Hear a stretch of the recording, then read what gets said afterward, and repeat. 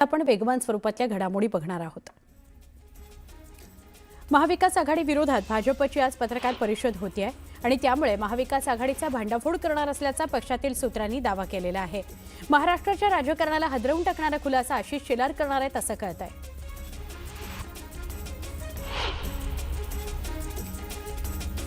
विधिमंडळाचं हिवाळी अधिवेशन नागपुरामध्ये 8 डिसेंबरला नियोजित आहे, पण स्थानिक स्वराज्य संस्थांच्या निवडणुका लक्षात घेता अधिवेशनाकरता मनुष्यबळाची कमतरता जाणवू शकते। त्यामुळे अधिवेशन 8 ते 10 दिवस पुढे ढकललं जाऊ शकतं। भुसावळमध्ये शिवसेनेच्या निर्धार मेळाव्याचं आयोजन करण्यात आलं होतं। पालकमंत्री गुलाबराव पाटलांच्या उपस्थितीत मेळावा पार पडला। यावेळी मोठ्या संख्येने पदाधिकाऱ्यांनी शिवसेनेत प्रवेश केला। अहिल्यानगरमध्ये राष्ट्रवादी काँग्रेसच्या इच्छुक उमेदवारांची बैठक पार पडली। यावेळी मोठ्या संख्येने इच्छुक उमेदवार उपस्थित होते। दरम्यान संपूर्ण आढावा घेतल्यानंतर इच्छुकांचा अहवाल वरिष्ठांना पाठवला जाणार आहे। मंत्री संजय शिरसाट यांनी संजय राऊतांना तब्येतीतून लवकर बरे व्हा अशा शुभेच्छा दिल्या। आम्हाला करमत नाहीये अशी खंतही बोलून दाखवली। उपमुख्यमंत्री अजित पवार यांची महाराष्ट्र ऑलिम्पिक असोसिएशनच्या अध्यक्षपदी सलग चौथ्यांदा निवड झाली आहे, तर केंद्रीय राज्यमंत्री मुरलीधर मोहोळ यांची वरिष्ठ उपाध्यक्षपदी निवड झाली आहे। दरम्यान अजित पवार 2 वर्ष आणि मुरलीधर मोहोळ 2 वर्ष असं अध्यक्षपद भूषवणार आहेत। उपमुख्यमंत्री एकनाथ शिंदे यांनी उद्धव ठाकरेंबद्दल विचारलेल्या प्रश्नांवर बोलणं टाळलेलं आहे। पंढरपूरला कार्तिकी एकादशीची शासकीय पूजा केल्यानंतर मुंबईला येण्याकरता शिंदे सोलापूर विमानतळावर दाखल झाले होते। त्यावेळी शिंदेंनी ठाकरेंवर विचारलेल्या प्रश्नाला बगल दिली, कार्तिकी एकादशीच्या शुभेच्छा दिल्या। उद्धव ठाकरेंनी शिवसेना भवनामध्ये विभाग प्रमुख, उपविभाग प्रमुख आणि आमदारांची बैठक घेतली। 6 तारखेला प्रसिद्ध होणाऱ्या मतदार याद्यांवर बारकाईने लक्ष ठेवण्याचे आदेश उद्धव ठाकरेंनी यावेळी दिले। जळगावच्या पाचोरा इथं शिवसेनेचे आमदार किशोर पाटील यांनी महायुतीवर टीका केली। त्यांची चरी ओढत गुलाबराव पाटलांनीही भाजपला घरचा आहेर दिला। भाजपमध्ये पाईप चोरीवाले एकत्र येत आहेत आणि ते तिथे धुवून निघतायत, तर त्यांच्याकडे मशीन आहे धुवून निघण्याचा, अशी टीका गुलाबराव पाटलांनी केली। हिंगोलीच्या सेनगाव शहरात राष्ट्रवादी काँग्रेस पक्षाची आढावा बैठक पार पडली। आगामी स्थानिक स्वराज्य संस्थेच्या निवडणुकांच्या पार्श्वभूमीवर या बैठकीचं आयोजन करण्यात आलं होतं। राष्ट्रवादी काँग्रेसचे जिल्हाध्यक्ष आणि पदाधिकाऱ्यांनी उमेदवारीबाबत चर्चा केली। काँग्रेस नेते सत्यजित तांबे भाजपमध्ये प्रवेश करणार आहेत अशी जोरदार चर्चा आहे। सत्यजित तांबे स्वतंत्र आहेत, ते त्यांचा निर्णय घेऊ शकतात। भाजप प्रवेशाच्या चर्चेवर बाळासाहेब थोरातांना विचारलं असता त्यांनी उत्तर दिलं। महायुतीमध्ये कमी लेखलं जात असेल तर स्वबळाची आपली ताकद दाखवून देणार असल्याचं वक्तव्य शंभूराज देसाईंनी केलं, तर शिवसैनिकांना त्रास दिला जात असेल तर तो सहन केला नाही असाही इशारा त्यांनी दिला। दिलीप वळसे पाटलांनी अंदाज व्यक्त केलेत। निवडणुकांच्या तारखा सांगण्यावरून बावनकुळेंनी ही प्रतिक्रिया दिली। निवडणूक जाहीर करण्याचा अधिकार निवडणूक आयोगाला आहे असं ते म्हणाले। चंद्रपूरमध्ये भाजप आमदार सुधीर मुनगंटीवार यांनी एका कार्यक्रमात तल्लीन होत भजन गायलं। मंत्रिमंडळात स्थान न मिळाल्यानं मुनगंटीवारांनी उघड दार देवा आता उघड दार देवा हे भजन गायल्यानं राजकीय वर्तुळात चर्चा सुरू झाली।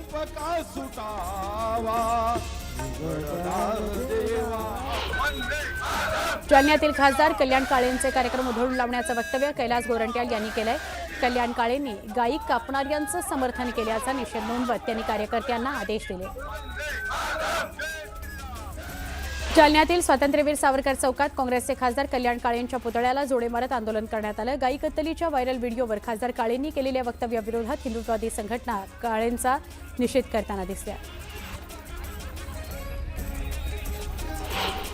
एक व्यक्ती 5-5 वेळा मतदान करतो अशी परिस्थिती गंभीर असल्याचा आरोप संजय गायकवाड यांनी केला। निवडणूक आयोग ही नावं का काढून टाकत नाही असा सवालही त्यांनी केला। फलटणमधील महिला डॉक्टर आत्महत्या प्रकरणाचा तपास होणं गरजेचं आहे। एसआयटी स्थापन करून फक्त एसआयटीचं गाजर सरकारनं दाखवलं आहे। आता न्याय मिळवण्याकरता छळ चालू आहे असा आरोप मेहबूब शेख यांनी केला। सोशल मीडियावर ट्रोल करण्यावरून कडूंनी नाराजी नोंदवली। ट्रोल करणाऱ्यांवर कारवाई करणार असल्याचं कडू म्हणाले आणि त्याकरता वकिलांची टीमही तयार केल्याचं कडूंनी म्हटलं। जिजाऊ ब्रिगेडचं 8वं अधिवेशन 21 ते 23 नोव्हेंबर दरम्यान चंद्रपुरातल्या प्रियदर्शिनी नाट्यगृहामध्ये पार पडतंय। अधिवेशनाच्या स्वागताध्यक्षपदी चंद्रपूरच्या खासदार प्रतिभा धानोरकर यांची निवड करण्यात आली आहे। 21 नोव्हेंबरला संध्याकाळी 4 वाजता बाईक रॅलीनं अधिवेशनाची सुरुवात होणार आहे। कॅबिनेट मंत्री जयकुमार रावळ यांनी माजी आमदार राजीव देशमुख यांच्या कुटुंबियांची भेट घेतली। काही दिवसांपूर्वी राजीव देशमुख यांचं हृदयविकाराच्या झटक्याने निधन झालं, त्यामुळे जयकुमार रावळ कुटुंबियांची भेट घेत त्यांचं सांत्वन करताना दिसले। फलटणमधील महिला डॉक्टरच्या मृत्यूनंतर चौकशी योग्य दिशेने होत नसल्याचा आरोप करत सगळ्या डॉक्टर्सनी आजपासून कामबंद आंदोलन करण्याचा निर्णय घेतला। डॉक्टरांच्या सगळ्या संघटना कामावर बहिष्कार टाकणार असल्याने राज्यातील आरोग्य सेवा कोलमडण्याची शक्यता आहे। कोकण रेल्वे मार्गावरून धावणाऱ्या 4 रेल्वे गाड्यांपैकी 2 रेल्वे गाड्यांना सिंधुदुर्ग आणि कणकवली रेल्वे स्थानकांमध्ये थांबा देण्यात आलाय। प्रवाशांची वाढती मागणी लक्षात घेऊन या रेल्वे गाड्यांना थांबा देण्यात आलाय। बेळगाव जिल्ह्यातील बेडकीहाळ सर्कलमध्ये स्वाभिमानी शेतकरी संघटना आक्रमक झाली। कर्नाटकातून महाराष्ट्रात येणारी ऊस वाहतूक रोखण्यात आली। महाराष्ट्राबरोबरच कर्नाटकातही ऊस आंदोलन चिघळण्याची शक्यता आहे। छत्रपती संभाजीनगरच्या सिडको एमआयडीसी पोलीस ठाणा परिसरामध्ये आय लव्ह मोहम्मद बॅनरमुळे तणाव निर्माण झाला होता। भाजपा पदाधिकाऱ्यांच्या तक्रारीनंतर बॅनर पोलिसांनी हटवले, त्यामुळे तणाव थोडा निवळला। देशभरातून पंढरपूरला पांडुरंगाच्या दर्शनाकरता येणाऱ्या भाविकांना कमीत कमी वेळेत दर्शन मिळावं याकरता सगळ्या प्रकारच्या सुविधा देण्यासाठी मंदिर प्रशासन सज्ज झालेलं आहे। तिरुपतीच्या धर्तीवर दर्शन मंडप उभारण्यात येण्याचा विचार आहे आणि त्याकरता 130 कोटींचा निधी मंजूर करून कामाचा कार्यारंभ करण्यात आला। वाशिममध्ये कार्तिकी एकादशी निमित्त पद्मतीर्थ तलाव परिसरात लाखो दिव्यांची सजावट करण्यात आली। या दीपोत्सवावेळी संत महंत हजारो भाविक उपस्थित होते। पद्मेश्वराची महाआरती करण्यात आली।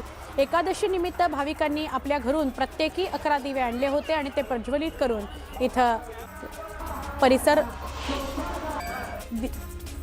दिव्यांनी उजळण्यात आला। पुढे धुळ्यातली बातमी आहे। धुळे जिल्ह्यातील लाखो भाविकांचं श्रद्धास्थान असलेल्या श्री कन्हैयालाल महाराजांच्या यात्रा उत्सवाला सुरुवात झालेली आहे। यावेळी साक्री मतदारसंघाच्या आमदार मंजुळा गावित यांच्या हस्ते विधिवत पूजा करत आरती करण्यात आली। रविवारी कार्तिकी एकादशी निमित्तानं मोठ्या संख्येने भाविक दर्शनाकरता दाखल झाले होते।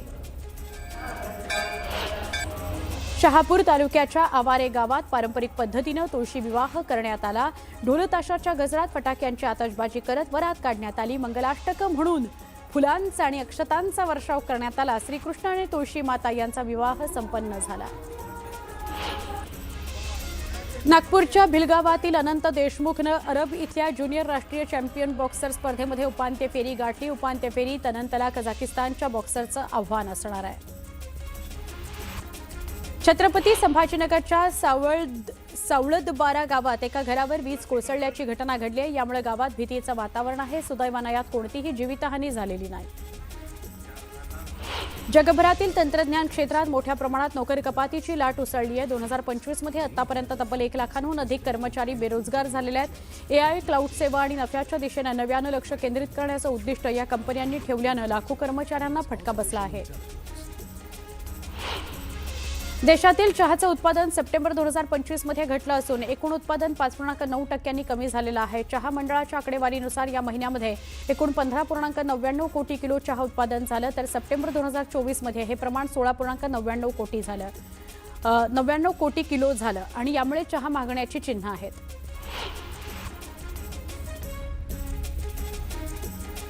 सातारा जिल्ह्यामध्ये महायुतीतच रस्सीखेच सुरू आहे। भाजप, शिवसेना आणि अजित पवारांच्या राष्ट्रवादी काँग्रेसमध्ये एकमेकांचे पदाधिकारी एक दुसऱ्या पक्षात प्रवेश करतायत, त्यामुळे पक्षफोडीची स्पर्धाच रंगली आहे।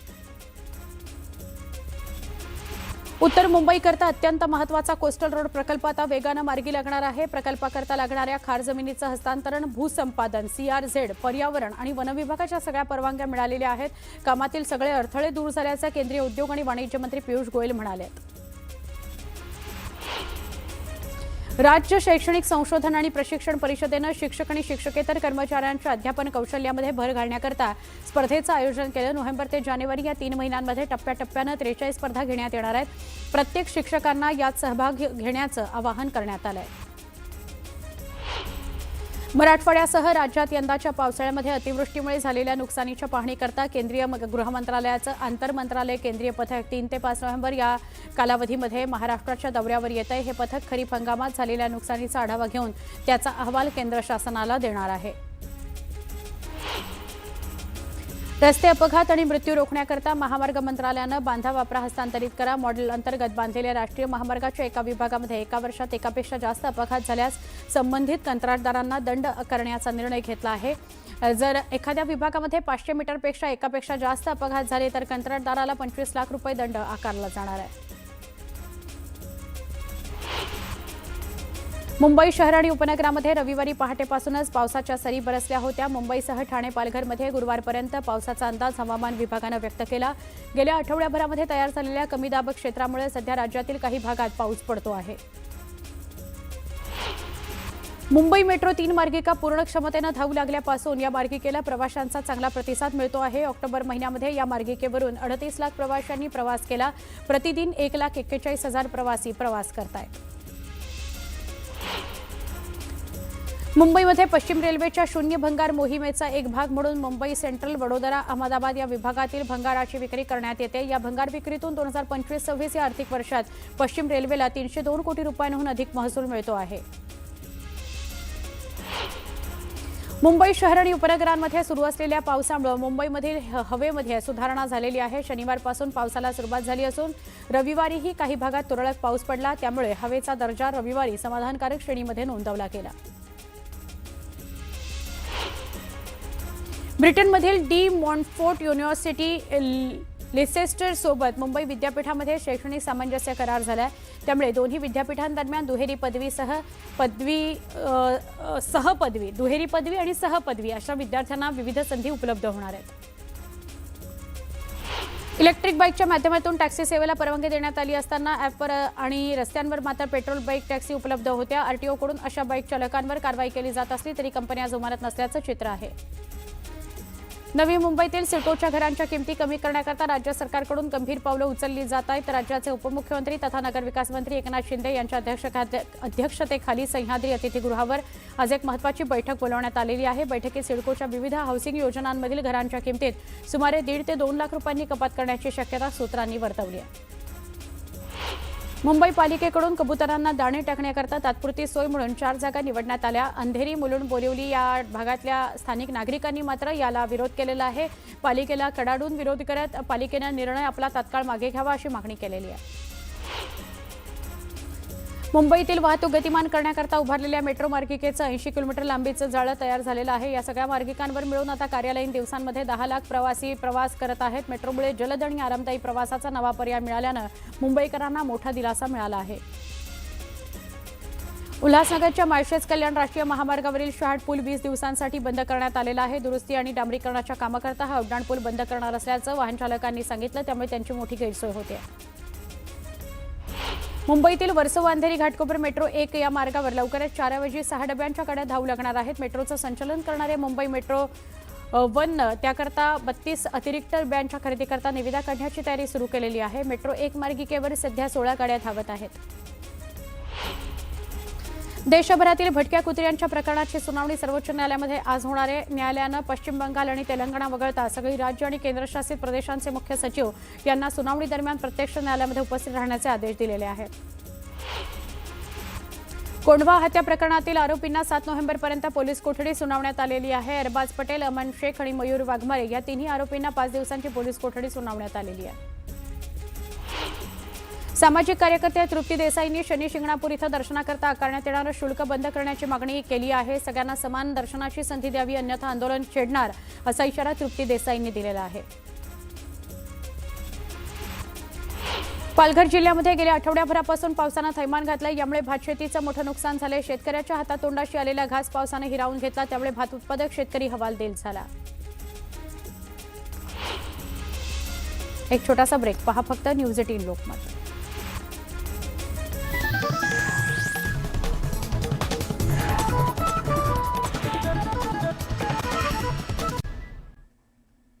बुलेटिनला पुन्हा सुरुवात करूया वेगवान स्वरूपातल्या घडामोडी।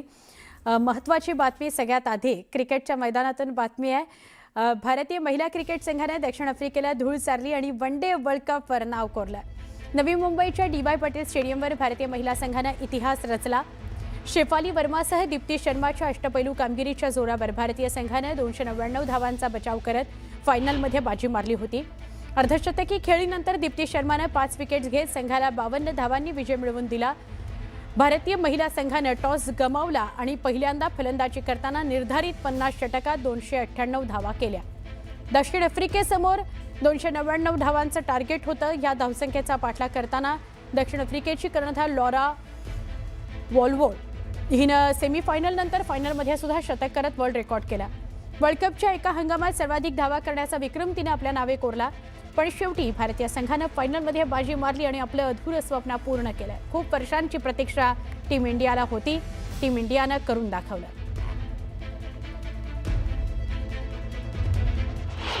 देखो 2005-2017 it was a long awaited win.